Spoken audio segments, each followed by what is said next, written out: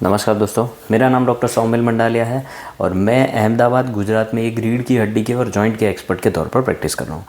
दोस्तों, कई बार एमआरआई में लिखा हुआ आता है कि फोरामिनल स्टेनोसिस है और ये बहुत ही कॉमन फाइंडिंग है। अब ये फोरामिनल स्टेनोसिस क्या होता है ये मैं एक स्पाइन के मॉडल के ऊपर आपको डिटेल में समझा रहा हूँ। ये आप देखिए तो आपको पता चलेगा कि इसमें बाद में क्या ट्रीटमेंट किया जा सकता है। दोस्तों, ये जो है वो हमारी कमर की हड्डी है, हमारा स्पाइन का लोअर मोस्ट पोर्शन है। अब इसमें आप देख सकते हैं ये है L1, L2, L3, L4, L5, ये 5 हड्डियाँ होती है। और ये जो हड्डियाँ है हर दो हड्डी के बीच में, जैसे L1 और L2 है उसके बीच में ये पतला सा जो पोर्शन दिख रहा है इसे कहते हैं डिस्क। वैसे ये L2, L3 के बीच में है, L3, L4 के बीच में ही वैसे ही डिस्क होती है। तो हर दो हड्डी के बीच में ये डिस्क होती है। आपने कई बार सुना होगा किसी को स्लिप डिस्क हो गई है जिसके कारण साइटिका हो जाता है। ये डिस्क खिसक जाती है तो साइटिका होता है।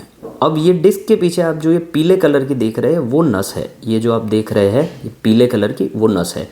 और ये जो नस है वो मैंने जो पेंसिल जहाँ पर लगाई हुई है वो होल में से बाहर आ रही है, इसे कहते हैं फोरामेन। अब ये फोरामेन जब भी पतला या नैरो हो जाता है तो उसे कहते हैं फोरामिनल स्टेनोसिस। और ये नस जहाँ से बाहर आ रही है ये नस दब जाती है जिसके कारण आपको पैर में दर्द होना, झुनझुनी होनी, पैर में सुनपन रहना, चलने में दिक्कत, ये सब दिक्कतें शुरू हो जाती है। तो दोस्तों, जैसे आपने देखा कि इस चीज़ को कहते हैं फोरामिनल स्टेनोसिस। अब फोरामिनल स्टेनोसिस जो है उसका एक्चुअली में ग्रेडिंग रहता है। जनरली देखने जाए तो माइल्ड, मॉडरेट और सीवियर। ग्रॉसली अगर आप देखो तो माइल्ड और मॉडरेट केसेस जो भी है उसमें पहले माइल्ड में तो दवाई से ट्रीटमेंट हो सकती है या फिजियोथेरेपी दी जा सकती है। मॉडरेट में दवाई, फिजियोथेरेपी या फिर कमर में इंजेक्शन की ज़रूरत पड़ सकती है।